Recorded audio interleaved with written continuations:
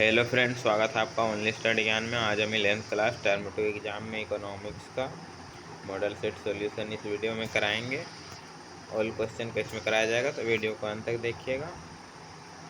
इसमें देख सकते हैं यहाँ सामान्य निर्देश दिया गया है। यह द्वितीय आवधिक परीक्षा के लिए 2021 वर्ग 11 है। विषय अर्थशास्त्र, पूर्णांक 40 और कुल 1.5 घंटे समय है। सेट 3, इसमें सॉल्यूशन देखते हैं हम लोग। इसमें सामान्य परिचय आपको पता ही होगा। इसमें पहला क्वेश्चन था कि क्वेश्चन नंबर 1 है 12, 15, 18, 7 तथा 8 की माध्यिका क्या होगी। तो इसमें माध्यिका निकालना है, मीडियन जो होता है। तो इसे सबसे पहले सीरियल नंबर और आइटम्स में लिख देना है। आइटम्स के जगह माध्य भी लिख सकते हैं आप लोग। तो सीरियल नंबर 1, 2, 3, 4, 5 है। और आपको पता होगा कि माध्यिका निकालने के लिए जो है वह आंकड़ों को आरोही या फिर अवरोही क्रम में व्यवस्थित करना पड़ता है। तो यह आरोही क्रम में, बढ़ते क्रम में लिखा गया 7, 8, 12, 15, 18। तो इसका फॉर्मूला होता है m=n+1/2 आइटम्स, या फिर n/2 भी होता है। अगर यह सम संख्या हो 5 है तो यह विषम संख्या है, तो n+1 लिखना। अगर सम हो तो डायरेक्ट n/2 लिख देना है। तो 5 + 1 हो जाता है n, इसमें 5 है यानी कि 5 मदे हैं।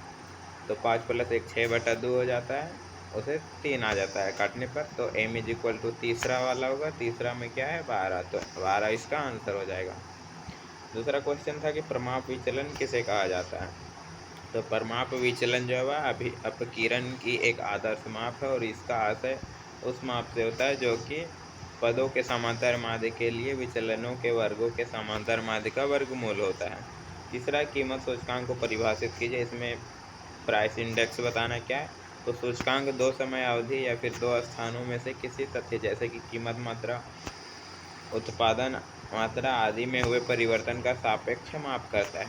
चौथा क्वेश्चन है इसमें कैलोरी, न्यूनतम कैलोरी उपभोग के अनुसार जो भारत में निर्धनता रेखा को परिभाषित कीजिए। तो इसका जो आंसर होगा वह होगा शहरी क्षेत्रों में जो होगा 2100 कैलोरी है, और ग्रामीण क्षेत्रों में 2400 कैलोरी। इससे अगर कम होता है प्रतिदिन तो वह निर्धनता रेखा के नीचे आ जाता है। अगला क्वेश्चन है 5वां कि भारत में नारी शिक्षा को प्रोत्साहन देने का कोई एक कारण लिखिए। तो इसका आंसर है दहेज प्रथा, कन्या भ्रूण हत्या और कार्यस्थल पर उत्पीड़न आदि को दूर करना। 3 कारण है, कोई भी एक लिख सकते हैं। छठा है कुटुम्बश्री क्या है। तो यह एक संस्था है जो कि केरल में चलाया गया है, और कुटुम्ब का अर्थ होता है परिवार और श्री का अर्थ होता है महिला। 7वां क्वेश्चन है कि चीन में सुधार के प्रारंभिक चरण में किन क्षेत्रकों में सुधार किए गए थे। तो यह प्राथमिक क्षेत्रों में किया गया था। अगला क्वेश्चन है लघु उत्तरीय। 8 नंबर है कि निम्नलिखित आंकड़ों से माध्यिका की गणना कीजिए। इसमें भी माध्यिका निकालना है, वहाँ भी माध्यिका निकालना था पहला में। तो x दिया गया और f दिया गया है, तो x लिख देना, f लिख देना।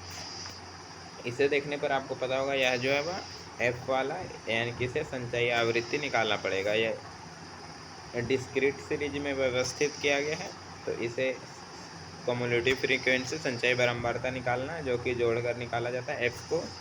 तो इसका जो सिग्मा f n हो जाता है 20। तो फॉर्मूला होता है m=n/2 आइटम, यानी कि n हो गया 20/2, 10 आइटम। अब 10 देखना इसमें किस में मिलेगा। तो संचयी आवृत्ति में कोई ना है, तो यह 9 में नहीं आएगा, तो ये 15 वाला में आएगा 10। तो इसका आंसर हो जाएगा 14, आंसर हो जाएगा इसका। अगला क्वेश्चन है 9 नंबर, निम्नलिखित आंकड़ों से प्रमाप विचलन की गणना कीजिए। तो इससे थोड़ा लंबा बनेगा, या इसलिए इस वीडियो में इसे नहीं रखा गया। आप लोग कमेंट कीजिएगा या फिर व्हाट्सएप ग्रुप में जुड़िएगा, तो वहाँ पे आपको उपलब्ध करा दिया जाएगा इसका बनाने का तरीका। 10 क्वेश्चन है कि सहसंबंध गुणांक जिसे कि R से दिखाया जाता है, इसमें विभिन्न मान 0, -1 तथा 1 की व्याख्या कीजिए। तो 0 जो है वह सहसंबंध की अनुपस्थिति को दर्शाता है, जो कि गोल टाइप का होता है। धनात्मक सहसंबंध जो है वह कुछ इस टाइप का बनता है, ऊपर बढ़ता हुआ, और ऋणात्मक सहसंबंध जो है माइनस घटता हुआ बनता है। तो इसी को लिख देना था नाम। अगला क्वेश्चन 11 नंबर, निम्नलिखित आंकड़ों से सरल समूहित कीमत सूचकांक तैयार कीजिए। आंकड़ा दिया गया वस्तु ABCD, और आधार कीमत दिया गया है बेस ईयर जो है 2542, वर्तमान कीमत दिया गया है 4653। इसमें सामान्य कीमत सूचकांक निकालना है, तो इसे टेबल के रूप में लिख दिया गया है। वस्तु ABCD और आधार कीमत को P0 से दिखाया जाता है, 2542 है, और वर्तमान कीमत को P1 से दिखाया जाता है, जो कि है 4653। तो इसे योग करने पर जो है P0 13 आ जाता है और P1 जो है 18 आ जाता है। तो इसका निकालने का फॉर्मूला होता है P01 is equal to sigma P1 बट्टा सिग्मा P0 इंटू 100। तो सिग्मा P1 13 बट्टा सिग्मा P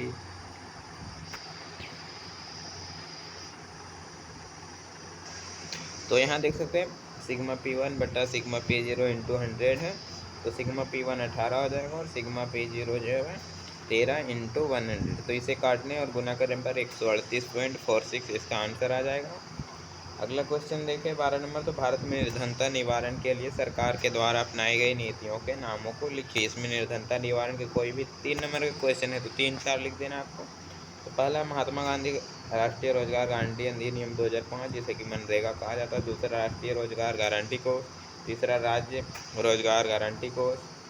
चौथा है राष्ट्रीय काम के बदले अनाज। पांचवा प्रधानमंत्री रोजगार योजना। छठा ग्रामीण रोजगार सृजन कार्यक्रम। सातवां स्वर्ण जयंती ग्राम स्वरोजगार योजना। आगे प्रधानमंत्री ग्रामोदय योजना और अंत्योदय अन्न योजना। कुछ योजना है इसमें से कुछ का लिख देना ना। 13 नंबर क्वेश्चन है किसी व्यक्ति के लिए कार्य के दौरान प्रशिक्षण की आवश्यकता क्यों पड़ती है। यानी कि कोई भी कार्य करते करते उसे प्रशिक्षण यानी कि अच्छे से सीखने की आवश्यकता क्यों पड़ती है। तो इसके पहला कारण है प्रशिक्षण से जो है श्रम विभाजन के उद्देश्य को प्राप्त किया जा सकता है। उद्योगों में नवीन तकनीकी का ज्ञान भी प्राप्त होता है। प्रशिक्षण के उपरांत उत्पादन में वृद्धि हो जाती है, उत्पादन लागतों में कमी आती है और वस्तुएं जो है सस्ती हो जाती हैं। आगे देखें 14 नंबर। तो विविधीकरण के स्रोत के रूप में मत्स्य पालन के महत्व पर संक्षिप्त टिप्पणी लिखना है। इसमें मत्स्य पालन के बारे में लिखना है। तो मत्स्य उत्पादन जो है सकल घरेलू उत्पाद का 1.4% है। सागरीय उत्पादकों में प्रमुख राज्य है केरल, गुजरात, महाराष्ट्र, तमिलनाडु है जो कि मछली का उत्पादन करते हैं। यद्यपि महिलाएं मछलियां पकड़ने का काम नहीं करती है, पर 60% निर्यात और 40% आंतरिक मत्स्य व्यापार को संचालन इन्हीं के हाथों किया जाता है, महिलाओं के हाथों। अगला क्वेश्चन है दीर्घोत्तरीय प्रश्न 15 नंबर है। निम्नलिखित आंकड़ों से समांतर माध्य की गणना कीजिए। आंकड़ा दिया वर्ग अंतराल, यह जो है कंटिन्यूअस सीरीज में है, आपको सीरीज पता होगा या फिर वीडियो देख सकते हैं चैनल पर जाके, आपको मिल जाएगा प्ले लिस्ट में। तो 0 से 10 दिया गया, इसे सजा के लिख दिया कि CI क्लास इंटरवल 0 से 10, 10 से 20, 20 से 30, 30 से 40 और नीचे है योगफल। तो F में है 5, 6, 7, 2, तो कुल आ जाता है सिग्मा F20। और X निकालना आपको, X कैसे निकाला जाता है तो क्लास इंटरवल वाले जो है वह उच्च सीमा और निम्न सीमा दोनों को जोड़कर 2 से भाग दिया जाता है। 10 और 0 10 बट्टा 2 तो 5 आ जाएगा। इस तरह 20 और 10 30 बट्टा 2 15 फिर 25 और 35 हो जाएगा। अब इसमें FX करना है, यानी कि F और X को गुना करते जाना है। तो 5 और 5 25 हो जाएगा। 15 और 6 गुना करेंगे तो 90, 7 और 25 को करेंगे तो 175 और फिर 2 और 35 को करेंगे तो 70। अब इसे आगे करना है सिग्मा FX करना है, यानी कि F और X को योग कर देना है, जोड़ देना है। तो सिग्मा FX 360 हो जाता है। माध्य निकालने का फॉर्मूला है, तो फॉर्मूला होता है इसमें कि x बार, x के ऊपर जो है चिन्ह होता है इस टाइप का, उसे बार कहा जाता है। तो सिग्मा FX बटा सिग्मा F तो 360 बटा 20 हो जाएगा जो कि 18 आ जाएगा आंसर इसका काटने पर। अगला क्वेश्चन 16 नंबर कि x तथा y के बीच संबंध गुणांकों पर विकलन कीजिए। तो इसे भी इस वीडियो में नहीं रखा गया। आगे देखते हैं हम लोग 17 निर्धनता निवारण सरकार की समृद्धि आधारित रणनीति की व्याख्या करें। इसमें निर्धनता निवारण का व्याख्या करना जो कि समृद्धि आधारित होना चाहिए। तो समृद्धि आधारित रणनीति जो यह इस आशा पर आधारित है कि इसमें आगे कि यह इस प्रकार आशा पर आधारित है कि आर्थिक समृद्धि यानी कि सकल घरेलू उत्पाद और प्रति व्यक्ति आय में तीव्र वृद्धि के प्रभाव समाज के सभी वर्गों तक पहुंच सके। आगे इसमें देखो तो यह माना जा रहा है कि तीव्र दर जो है वह औद्योगिक विकास तथा चुने हुए क्षेत्रों में से हरित क्रांति के माध्यम से कृषि का पूर्ण जो है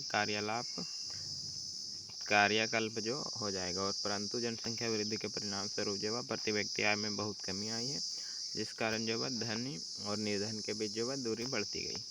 18 नंबर क्वेश्चन है कि कृषि विपणन से आप क्या समझते हैं। भारत में कृषि विपणन प्रक्रिया की बाधाओं को लिखिए। तो कृषि विपणन के अंतर्गत वे सभी सेवाएं आ जाती है जो कि कृषि उपज को खेत से लेकर उपभोक्ता तक पहुंचाने में करनी पड़ती हैं। इसकी बाधाएं देखें तो है पहला कि कृषि बाजार पर जो है अभी भी निजी क्षेत्र का प्रभुत्व है और कुल उत्पादन का केवल 10% सहकारी समितियों को मिलता है, शेष जो है निजी क्षेत्रों को ही चला जाता है। दूसरा, उचित भंडार सुविधाएं जो है वह ग्रामीण क्षेत्रों में आज तक भी उपलब्ध नहीं है और ग्रामीण उत्पादन में 10% उत्पादन जो है हर वर्ष भंडारण सुविधाओं के कारण जो है बर्बाद हो जाता है। तीसरा कि आज भी बारहमासी सड़कों में कमी है और ऐसी परिस्थितियों में जब भंडारण सुविधाएं नहीं हैं तो वे सभी बाजार परिस्थितियों का इंतजार जो वह कर सके। सड़कें इतनी सही नहीं है कि वे अपने उत्पादन विनियमित बाजारों में जाकर जो है बेच सकें, तो वे जो है फसलें कम कीमतों पर बेचने के लिए भी मजबूर हो जाते हैं। चौथा है भारतीय किसानों में जो बाजार की जानकारी एवं सूचना की कमी हो गई है और बाजार की मौजूदा कीमतों की जानकारी के अभाव में वे अपने उत्पादन जो है कम कीमतों पर बेचने को भी मजबूर हो जाते हैं। लास्ट क्वेश्चन है कि भारत में भू क्षय के लिए उत्तरदायी कारकों की व्याख्या कीजिए, यानी कि भू प्रदूषण जो होता है, भूमि क्षरण। तो जो वर्तमान समय में भारत में 130 मिलियन जो है हेक्टेयर रक्षित भूमि है और इसमें लगभग 28% वन जो है रक्षित क्षेत्र है और 56% जल रक्षित क्षेत्र है तथा शेष जो है क्षारीय प्रभावित क्षेत्र है। आगे देखें तो कुछ मानवीय प्रक्रियाओं जैसे कि वन उन्मूलन, अतिचराई, खनन का विस्तार आदि करने से भूमि क्षरण में महत्वपूर्ण योगदान हुआ, यानी कि बढ़ा है भूमि क्षरण। इसका कारण देखें तो वन विनाश के फलस्वरूप वनस्पति की हानि, आधारणीय जो है जलाऊ लकड़ी और चारे के निष्कर्षण, वन भूमि का अतिक्रमण और भू संरक्षण हेतु जो है समुचित उपायों को न अपनाया जाना, फिर कृषि रसायन का अनुचित प्रयोग करना, रासायनिक खाद और कीटनाशकों का प्रयोग और सिंचाई व्यवस्था का नियोजित तथा अविवेकपूर्ण प्रबंधन करना। तो ये कुछ कारण थे। वीडियो अच्छा लगा लाइक कमेंट तो चैनल को सब्सक्राइब कर लीजिएगा। धन्यवाद।